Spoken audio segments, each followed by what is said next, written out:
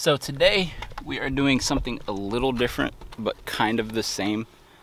So we are going to a pond that we haven't been to yet. It is pretty much hidden in the back of this neighborhood that we found yesterday on Google Maps. And like I said, we haven't been. So we're gonna go check it out and get Pep here real quick. Come on, bud. Okay, good boy. So we are going to, come on, bud. Go walk down to this pond. I think it's like maybe if even like a mile away. But what we are going to do today that's a little different is we are going to be using the 4-weight, which we just picked up this 4-weight reel. It's a click and paw reel, so it's a little different. Doesn't have a disc drag on it, obviously. It's a click and paw reel. Come on, bud. So all that means is that if we do hook into anything today, it is going to be a lot of fun. So if you're unaware of what a click and paw reel is, it is going to be completely different than your disc drag system. So you're not going to have any drag. You have to do everything by hand, and it's a whole lot of fun. I'm kind of just doing this video just to show maybe like the trout fishermen or the people that are just getting into like fishing for bass that you don't need any like fancy fly fishing reels or gear. You can pretty much use what you use for trout probably up north for these largemouth bass. When we get to the spot, I'll explain a little bit more, but other than that, let's go fish. I made it to the pond. The weirdest thing about this pond, and why I'm talking so low, is because it's tucked away. Come on, it's tucked away behind like 6 houses, so you kind of have to walk through people's backyards, which is a little awkward, especially when you're an introvert like I am. You hate confrontation. But when we get around this pond, I'll obviously start talking a little louder and whatnot. Bad news is, brand new camera is already low on battery. It's at 1 bar, so that kind of sucks. So we're gonna try and conserve battery with this. Film mostly on the GoPro. And yes, if you did notice, this is a, well, not brand new. It's not the newest one, but it is the Canon M50. Just picked this up, I think 2-3 days ago. Just, you know, upgrading the channel a little bit. And I have already shot some really cool stuff on this. If you want to check that out, I've put a lot of stuff on actually TikTok, which is, didn't think I'd be doing that, and my Instagram. Or, yeah, my Instagram, I'm pretty sure. I've posted a few videos on there. But it's been a ton of fun, and I absolutely love this camera. The next upgrade, like I've talked about, is getting a little DJI Mavic Mini. I think that would be really fun. But other than that, we are at the pond, and it looks juicy. It looks really freaking good. So it probably doesn't pick it up. I'll probably show you on the big camera. But the thing I like about this pond a whole lot is it slopes down very gradually and very subtly, and it looks like it gets a lot deeper in the middle, which I really, really like. There seems to be a good amount of grass, which I really like, and so do the Florida bass. I've just seen like some little bait fish right there, which is really nice. Hop up on this guy, see if I can get a better view of anything. It's a golf ball like always. But yeah, there's a lot of good looking stuff in here. The GoPro probably doesn't pick it up. Like I said, probably switch to the bigger camera here in a minute just to show you guys real quick. And we'll get to fishing. Stick with us. Made it to the pond, and it looks really good, like I've just said in the last clip. And I actually noticed some tiny little bass. It probably won't pick up on the bigger camera either because it's really shady over here. But some tiny little bass just really just cruising along this bank right here. So what we're probably going to do is just focus on making short little casts, like maybe like 5 yards, 10 yards off the bank, and see if we catch anything. Let's get to it. So at the moment, we're just throwing this tiny little micro EP bait fish fly right here. It's a really good little fly, and we'll probably just be revolving or switching between this fly and then the Game Changer, which you see me guys using a lot. I just noticed that there's like tiny little bluegill in here, so that's really good for throwing what I have tied on right now, which is the little mini EP bait fish fly. And then if I see anything a little bit bigger than this guy, I'll probably go and throw on the little micro game changer just to switch it up and keep it fresh.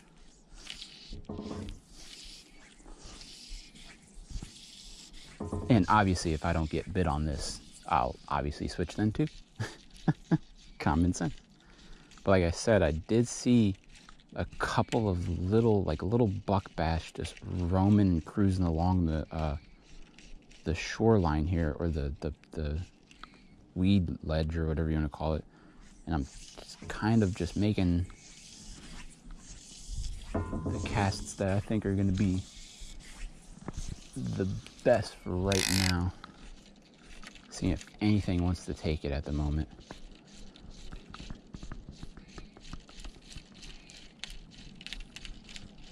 And like in the beginning of the video, I was saying that what I'm using is basically used for trout a lot of the time, conventionally. So conventionally, you'll see trout fishermen use lighter tactics, like 4 weights and like even like down to 2 weights and 3 weights and whatnot. And a lot of people would probably advise you not to really throw those for bass. In my opinion, I would say, why not? Because that sounds like a lot of fun. So right now we're using a 4 weight with just your weight forward floating line on here, which I always use. I always use a floating line. It's just a thing I always do. Don't know why. So I have that tied on. And then I have, I think maybe like a foot of 16-pound tippet. I know that may be a little bit heavy. The only reason I'm throwing that is because there are really, really nice fish in this pond. And the thing you don't want to do is lose one. And I want every single bit of advantage that I can get when it comes to fighting a nice fish on a 4 weight. On a 4 weight, it's going to be a little hard. It's a ton of fun, but again, you are going to be at a little bit of a disadvantage. But that is the fun part. I think that's going to be our last cast over here, and we are going to actually move along this bank over here. See if maybe we can catch up or see where those little buck bass went. So let's reel this guy in. Or actually, you know what? Let's just leave this like so. Pick it up and kind of carry it like a little purse.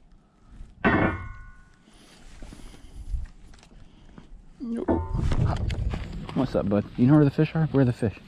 They down here? Yeah? Okay. Let's go get them. Yeah, let's go get on them. Let's go catch that 5-pounder, yeah? Yeah? You want to go catch that 5-pounder? So do I. You want to tell me where he is?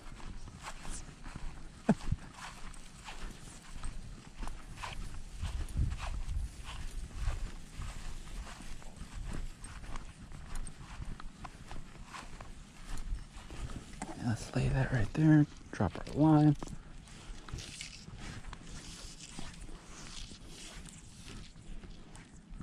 And lately I have actually noticed that the bite seems to get a lot better. I'm standing in the middle of the line. It seems to get a lot better when the sun is like 10 minutes from going down.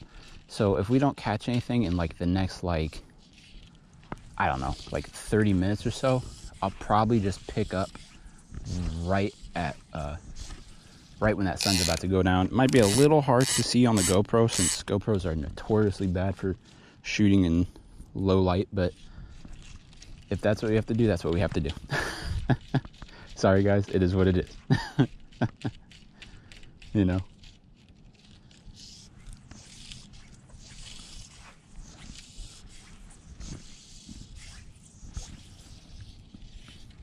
This really does look like a perfect pond though. And the thing I was talking about is that it's backed up behind like these 6 houses or however many houses there are. And what makes it really nice is it's kind of hidden. Oh, that's a nice fish right there, right on cue too. Holy crap, he mollywopped it. He mollywopped that thing. That's not a bad fish, guys. That is not a bad fish at all. That is a good little fish right there. So, like I was saying, the reason I like this pond is because it's behind these 6 houses, and it's really in the middle of kind of nowhere. It's an urban pond, or it's a suburban pond, but people, you really wouldn't come back here unless you come back here. You know what I mean? Like, people a lot of the times are afraid to cut in between people's houses and whatnot, and that's not illegal. It's not really illegal at all. Oh my God, that's a nicer fish than I think it is. I'm trying to distract myself by talking, but I can't. Oh, there we go, guys. There we freaking go. Look at that little toad. And that's on the 4-weight. That is all on the 4-weight right there. That is all on this little Temple Fork Signature 2 4-weight rod. 4-weight rod, 4-weight reel with weight forward floating line. And look at this. And this tiny little fly you probably would even throw at trout. And look at this guy. Oh, he has razor sharp teeth too. Tearing up my thumb at the moment. Oh, buddy, you are eating fish out here, aren't you? Oh, you are just tearing my finger up. Okay. Well, there he goes. Look at that. The tiniest little fly you could ever find in any freaking fly shop, probably. Let's throw that guy back. We're going to switch to the big camera and talk about that catch a little bit. Wow. So, unfortunately, the big camera died. So, I'll just talk about it on the GoPro. So, we were just casting really, like I said, just right up on that bank, like maybe like 5-10 yards out, letting it die right when we get it in. And he just absolutely choked it right when I dropped it dead, like maybe like literally like 2 yards out, and we just hooked into this nice guy. And that's just absolutely awesome. Nice chunky little fish. Give him a kiss and send her on her way. Look at that little dude. That's a nice fish right there, guys. And on the 4-weight, again, that is the fish you are looking for. On the 4-weight, that fight right there, I'm gonna say it this way. I don't do drugs. I've never done drugs. But I can imagine when you do drugs, that's what it feels like. I guarantee you that's what it feels like. And you know what? I can kind of understand it now. I can kind of understand why you get addicted. And the reason why we're throwing that 16-pound again is because I said that fish's teeth were sharp. My finger's kind of chewed up right there, if you can see it. GoPro might maybe not pick it up. But this leader or this tippet, I'm going to switch it just because it is a little frayed, but it's not badly frayed. If I wanted to throw this again, I could. I'm just really superstitious, and you know, I might hook like a 10-pounder, God knows what, and it might pop off. But that's why I throw that 16-pound braid or 16-pound tippet. Holds up really nice, and yeah, it's a really good little setup. So we're gonna change this tippet out real quick, and same fly, and hopefully get back on another one. So we just tied on that new tippet. I made it a little longer than I normally would, just because obviously there are nicer fish in here, and if we do catch another one, it's easier to just kind of cut some off than retiring an entire tippet. Just a little tip I like to do, or a little trick I like to do. So we're just gonna grab that. The camera's right there, and we are gonna get right back to casting this little micro fly in this pond. Ooh.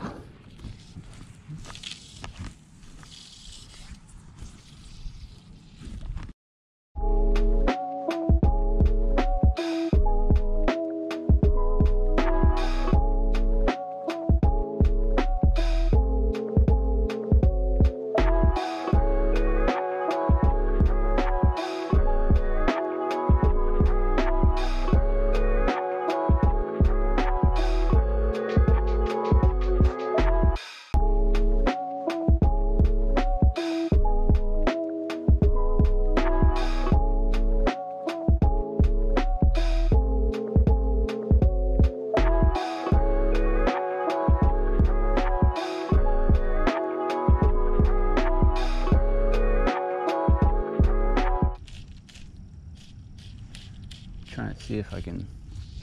So the biggest tip I would ever give to anybody that's fly fishing is don't get lost looking at your fly.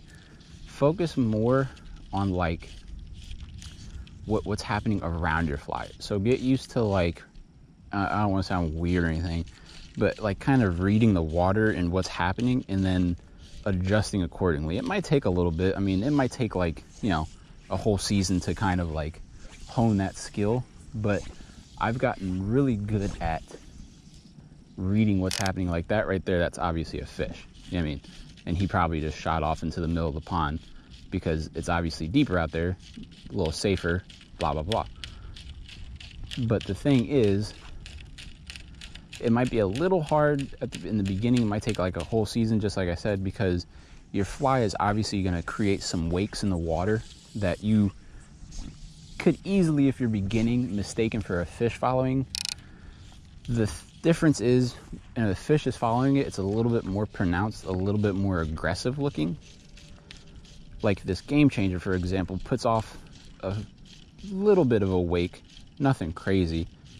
But when a fish chases it, you'll see like a noticeable wake behind the fly. I'll have to catch it on camera one day and show you. But I really like to use that skill every time I go fishing, or every time I go fly fishing, just kind of see if there's a fish behind me or if I'm about to get blown up on or not. You can kind of telegraph if you're gonna get striked on or not, and you can set that hook perfectly.